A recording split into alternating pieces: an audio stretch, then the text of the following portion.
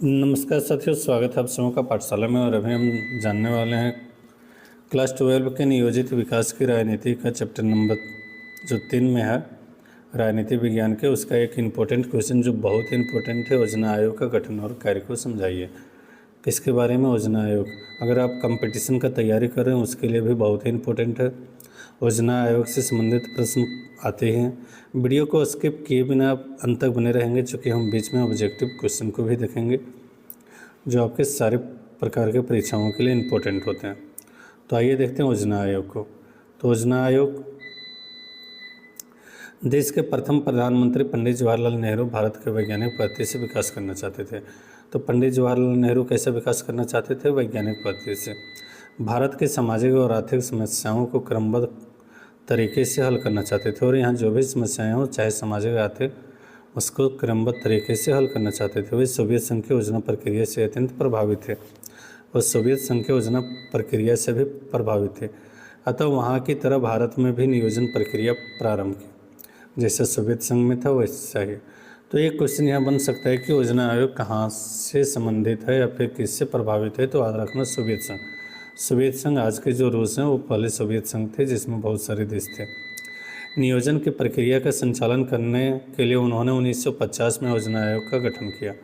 तो योजना आयोग का गठन कब हुआ? 1950 में। याद रखेंगे, योजना आयोग का गठन 1950 में। योजना आयोग का एक उपाध्यक्ष होता है जिसकी नियुक्ति राष्ट्रपति करते हैं। तो इसमें एक उपाध्यक्ष होता है और उपाध्यक्ष की नियुक्ति कौन करते हैं? राष्ट्रपति करते हैं। भारत के प्रधानमंत्री योजना आयोग के पदेन अध्यक्ष होते हैं। यहाँ थोड़ा प्रिंट मिस्टेक है। योजना आयोग के पदेन अध्यक्ष कौन आएंगे? तो भारत के प्रधानमंत्री। इसके अलावा योजना आयोग में कई सरकारी और गैर सरकारी सदस्य होते हैं। कुछ सदस्य इसके पदेन सदस्य भी होते हैं। योजना आयोग का स्वरूप एक सलाहकार संस्था के रूप में होता है। कैसा होता है? सलाहकार संस्था के रूप में होता है।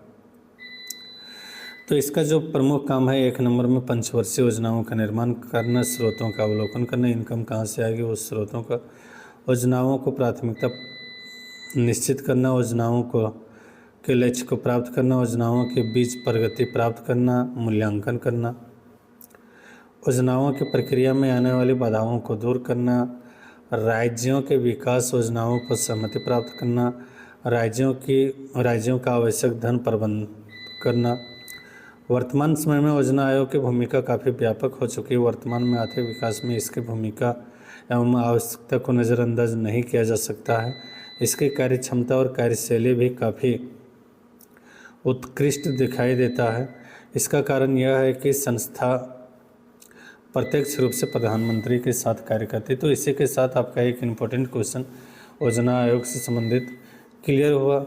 उम्मीद है आप सबों के लिए लाभकारी सिद्ध होंगे, और अगर आप चैनल पर नए हैं तो चैनल को ज़रूर सब्सक्राइब कर लें। धन्यवाद।